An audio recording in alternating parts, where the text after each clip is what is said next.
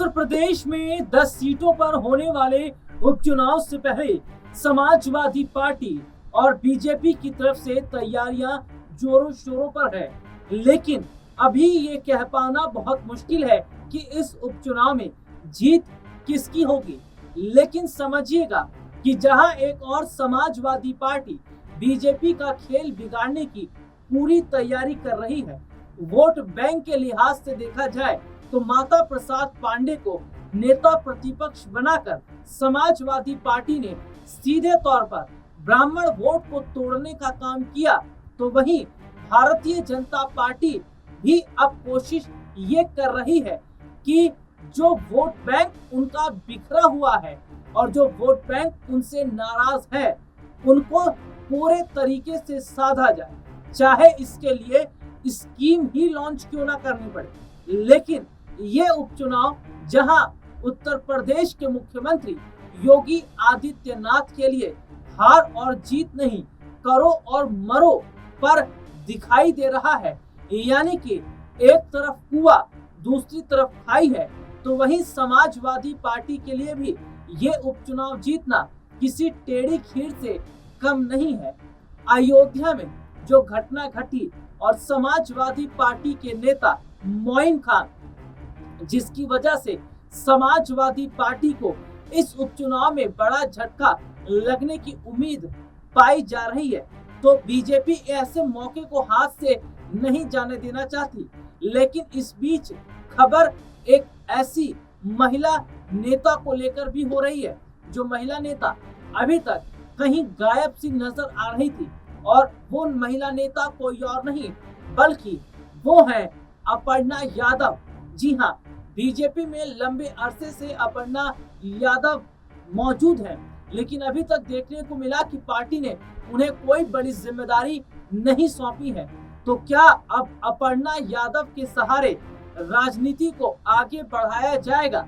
और क्या अगर बीजेपी अपर्णा यादव को चुनावी मैदान में उतारती है, तो क्या समाजवादी पार्टी भी एक बड़ा कार्ड खेलेगी? और बड़ा कार्ड कोई और नहीं बल्कि डिंपल यादव होंगे, क्योंकि ऐसे में देखा जा रहा है कि जहां देवरानी जेठानी आपस में एक साथ मुकाबला करते नजर आएंगे, तो वहीं ये भी देखा जा रहा है कि क्या इन दोनों दिग्गजों के अलग अलग पार्टी की तरफ से मैदान में उतरने का क्या प्रभाव पड़ेगा, और क्या वाकई बीजेपी अपर्णा यादव के सहारे इस पूरे चुनाव की तस्वीर को ही पलट देगी, या डिंपल यादव बीजेपी का खेल बिगाड़ देंगे। और कैसे उत्तर प्रदेश में प्रदेश के मुख्यमंत्री योगी आदित्यनाथ ने सीधे सीधे तौर पर मिल्कीपुर सीट से जीत का बड़ा दावा पहले ही कर दिया है, और उन्होंने साफ कर दिया है कि यहाँ से हम हारे हैं। अयोध्या सीट अगर हम हारे हैं तो हार की जो स्वहार का जो स्वाद है वो हमने चख लिया, लेकिन जीत का स्वाद भी हम इसी सीट से चखेंगे। और कैसे अपर्णा और डिंपल अगर आमने सामने आते हैं, चुनावी मैदान में अपनी अपनी पार्टियों के लिए प्रचार प्रसार करते हैं, तो कैसे सियासी समीकरण बदलेंगे और किसको कैसे नुकसान होगा, देखिए एक रिपोर्ट। उत्तर प्रदेश का उपचुनाव बीजेपी और समाजवादी पार्टी दोनों के लिए काफ़ी ज़्यादा अहम है, लेकिन इस चुनाव के लिए जहां समाजवादी पार्टी की तैयारी है, तो वहीं माना यह जा रहा है कि अब पार्टी के प्रचार प्रसार के लिए जल्द ही डिंपल यादव चुनावी मैदान में उतरने वाली हैं। तो वहीं बीजेपी के पास एक बड़ा और महिला कार्ड है, वो है अपर्णा यादव का।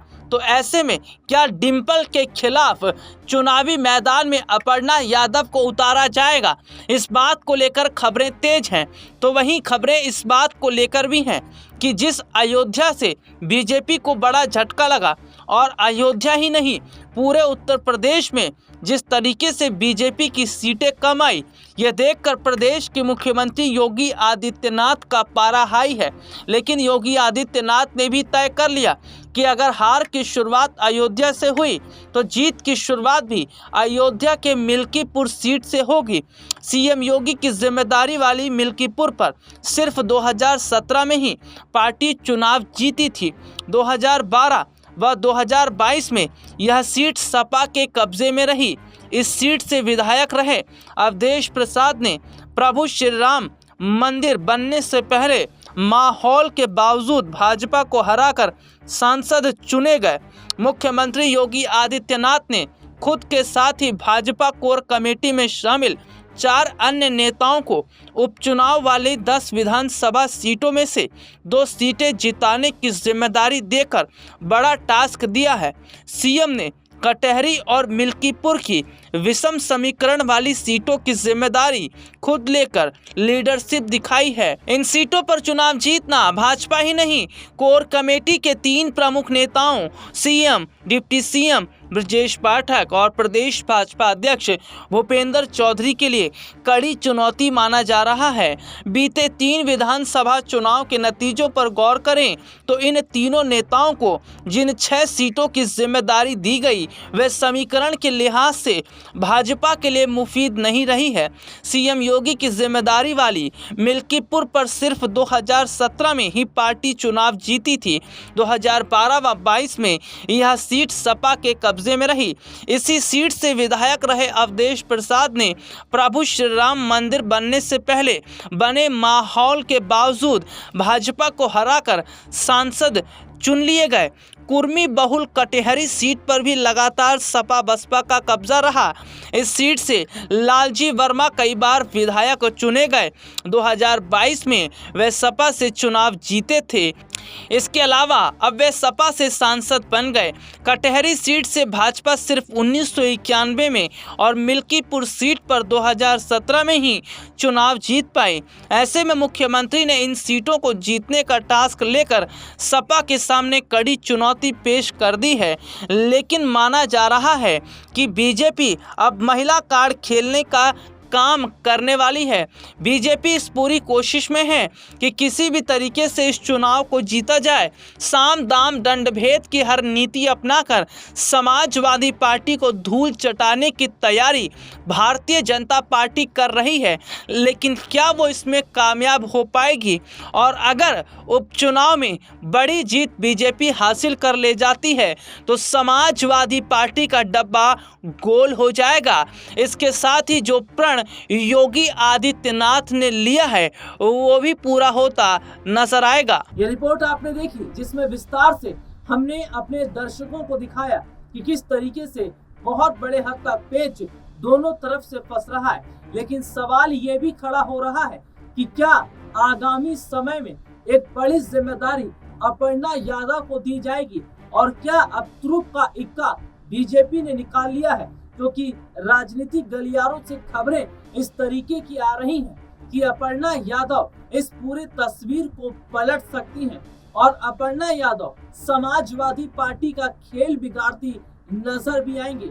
वाकई अब देखना होगा कि जिस अयोध्या पर बीजेपी ने हार का स्वाद चखा, क्या वहां की मिल्कीपुर सीट से जीत का स्वाद चखते हुए 10 सीटों पर बीजेपी कमल खिला लेगी? और क्या यहां से नया इतिहास 2027 तक रचा जाएगा? आज के लिए इतना ही। आपसे फिर दोबारा मुलाकात होगी, तब तक के लिए इजाजत दीजिए। नमस्कार।